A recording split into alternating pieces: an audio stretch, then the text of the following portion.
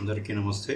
ఒక పూర్ణాత్మ, ఒక పరమాత్మ ఒక వర్షపు చినుకుల వలె తన నుండి ఆత్మను సృష్టిస్తుంది. అలా సృష్టించబడిన ఆత్మలు భౌతిక లోకంలో ఎలా అయితే తల్లిదండ్రులు తమ పిల్లల్ని విద్యాబుద్ధులు నేర్పించడానికి పాఠశాలకు పంపిస్తూ ఉంటారో, అలా సృష్టించబడినటువంటి ఒక పరమాత్మ నుంచి జరిగిన సృష్టి ద్వారా సృష్టించబడినటువంటి ఆ యొక్క ఆత్మలు మరి ఈ భూలోకం అనే పాఠశాలకు పంపించబడతాయి. ఇక్కడ వచ్చినటువంటి ఆత్మలు మరి రకరకాల కర్మలు చేస్తూ, రకరకాల అనుభవాలు పొందుతూ, రకరకాల సంస్కారాలతోటి మరి జన్మ పరంపరలో భాగంగా ఎదుగుతూ వృద్ధి చెందుతూ, జన్మ పరంపరలోని తుది దశలో తాను ఎవరో తెలుసుకోవాలనే కోరిక మొదలై మరి చివరగా తన ఒక భగవత్ చైతన్యం ఆత్మ పదార్థాన్ని తెలుసుకొని మరి ఆ జ్ఞానాన్ని పొంది మరి జన్మరాహిత్య స్థితిని పొందుతుంది ఆ యొక్క చైతన్యం. తదుపరి జన్మలలో ఈ యొక్క జ్ఞానాన్ని మరి అందరికీ పంచడం కోసం మరి జన్మలు తీసుకుంటూ ఉంటుంది. అది స్వ ఇచ్ఛ మేరకు. అంతకుముందేమో కర్మానుసారంగా జన్మలు తీసుకోవడం జరిగింది. ఎప్పుడైతే ఆత్మజ్ఞానాన్ని పొందిందో తదుపరి జన్మల్లో స్వ ఇచ్ఛతోటి మరొక గురుస్వరూపంగా జ్ఞానాన్ని అందించేవారుగా సమాజ ఉద్ధరణ కోసము ఆ యొక్క చైతన్యము జన్మలు తీసుకుంటూ ఉంటుంది. మరి ఒక సగటు ఆత్మ అంటే ఇంకా బ్రహ్మజ్ఞాన అనుభూతి చెందినటువంటి ఆత్మ పదార్థము తనను తాను ఉద్ధరించుకోవడం కోసం జన్మలు తీసుకుంటూ ఉంటే, ఒకానొక పరమాత్మ మరి భూమి మీద జన్మలు తీసుకొని మరి మానవుల జన్మోద్ధరణ కోసము కృషి చేస్తూ ఉంటుంది. అధర్మాన్ని నుంచి ధర్మం వైపు నడిపిస్తుంది. ధర్మ సంస్థాపనార్థము ఆ యొక్క భూమిపై జన్మలు తీసుకొని ధర్మస్థాపన కార్యక్రమాలు నిర్వహిస్తుంటుంది. అలాంటి మహోన్నత పరమాత్మే శ్రీకృష్ణ పరమాత్మ. ఈ విషయంలో శ్రీకృష్ణుల వారు గీతలో చెప్పినటువంటి శ్లోకాన్ని తెలుసుకుందాం. 4వ అధ్యాయము 7వ శ్లోకం. యదా యదా హి ధర్మస్య గ్లానిర్భవతి భారత అభ్యుత్థానమధర్మస్య తదాత్మానం సృజామ్యహం. దీని యొక్క భావాన్ని గ్రహిద్దాం. ఓ భరతవంశీయుడా, అర్జున, ధర్మం నశించి అధర్మం పెచ్చుమీరినప్పుడల్లా నన్ను నేనే సృష్టించుకుంటూ ఉంటాను. సంపూర్ణ వివరణ గ్రహిద్దాం. ఏదేని ఒకానొక సాధారణ సగటు ఆత్మ తన సొంత ప్రగతి కోసం, తన ఆత్మ పురోభివృద్ధి కోసం మాత్రమే తనను తాను సృష్టించుకుంటూ ఉంటుంది.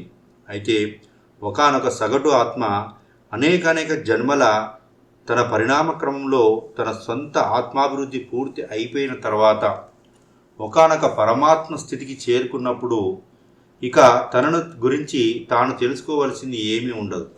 అప్పుడు ఆ పరమాత్మ స్థితిలో లోక కళ్యాణం కోసం అందరి గురించి తనను తాను సృష్టించుకుంటూ ఉంటుంది.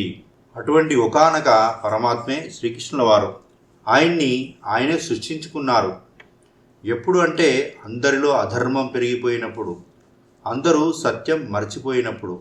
ఎందుకంటే ఆత్మ సత్యాన్ని వారందరికీ గుర్తు చేసేందుకు, తద్వారా అందరినీ ధర్మవర్తనులుగా తయారు చేసేందుకు. వేదవ్యాసుడు, గౌతమ బుద్ధుడు, వర్ధమాన మహావీరుడు ఇలా ఎందరో పరమ ఆత్మలు అందరూ మళ్ళీ పుడుతూనే ఉంటారు. పరమ ఆత్మ అంటే పరమస్థితికి చేరుకున్న ఆత్మ. తెలుసుకోవలసిన సత్యం ఏమిటంటే మన స్వంత ఆత్మ పురోభివృద్ధి కోసం పూర్తిగా మన సొంత ఇచ్ఛానుసారమే మనల్ని మనమే ఎప్పటికప్పుడు సృష్టించుకుంటూ ఉంటాం. పుట్టే ముందు మనమే స్వయంగా తల్లి గర్భాన్ని ఎంచుకొని పుడతాం. ఏ తల్లిదండ్రులకు పుట్టాలో ఎంచుకొని, ఏ కార్యం కోసం పుడుతున్నామో నిర్ణయించుకొని పుడతాం. గుర్తుంచుకుందాం, ఇదే ఆధ్యాత్మిక శాస్త్రంలోని స్పిరిచువల్ సైన్స్లోని అత్యంత ముఖ్య సూత్రం. ఈ జీవిత రంగం అనే నాటక రంగంలోకి, ఈ కర్మక్షేత్రంలోకి ఎవరిని వారే సృష్టించుకుంటూ ఉంటారు. ఒకరిని ఇంకొకరు ఎప్పుడూ సృష్టించరు. ఇదే మొట్టమొదటి సూత్రం. ఇదే మధ్యలోని స్తోత్రం. ఇదే ఆఖరి చిట్ట చివరి సూత్రం కూడాను. మనం ఏ తల్లిదండ్రులకి పుట్టాలో, ఏ ప్రాంతంలో పుట్టాలో, ఎటువంటి పరిస్థితుల్లో పుట్టాలో, గత జన్మల్లో సంస్కారాలు ఏవైతే తెలుసుకున్నామో ఆ సంస్కారాలు పూర్తి చేయడం కోసం దానికి అనుగుణంగా ఉన్నటువంటి కుటుంబాన్ని ఎన్నుకొని ఆ పరిస్థితులు సృష్టించుకొని ఆ యొక్క కుటుంబంలో మనము జన్మ తీసుకోవడం జరుగుతుంది. దీని వెనుక పూర్తిగా ఆత్మ యొక్క స్వేచ్ఛ ఉంటుంది. దీని వెనుక ఎవరి ఒత్తిడి ఉండదు.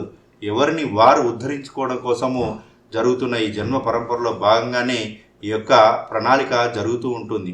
మరి పరిపూర్ణంగా ఈ జన్మ పరంపరలో భాగంగా నేను సత్యమైన జ్ఞానాన్ని, నేను దేహం కాదు, నేను మనసు కాదు, నేను బుద్ధి కాదు, నేను చైతన్యము అన్నటువంటి జ్ఞానాన్ని పొందినప్పుడు, మరి ఆ యొక్క ఆత్మ జ్ఞానం, బ్రహ్మ జ్ఞానం పొందినప్పుడు ఆ యొక్క జన్మ పరంపరలో భాగంగా పొందవలసిన జ్ఞానం పూర్తయింది. కాబట్టి మరి ఆ తర్వాత కర్మానుసారంగా ఆ యొక్క ఆత్మ చైతన్యానికి జన్మ ఉండదు. ఆ తర్వాత ఇతరులకు సహాయార్థం కోసం, ధర్మ సంస్థాపనార్థం కోసము ఒక శ్రీకృష్ణ పరమాత్మలాగా ఆ యొక్క చైతన్యం జన్మలు తీసుకోవడం జరుగుతూ ఉంటుంది. మరి ఇంత గొప్ప జ్ఞానాన్ని అందించే శ్రీకృష్ణ పరమాత్మకి, వేదవ్యాసుల వారికి, గణపతి భగవానుడికి, మరి వివరణ ఇచ్చిన బ్రహ్మర్షి పత్రిజీకి, గురువులకి, గురు పరంపరకి అందరికీ నమస్కరిస్తూ థ్యాంక్ యూ.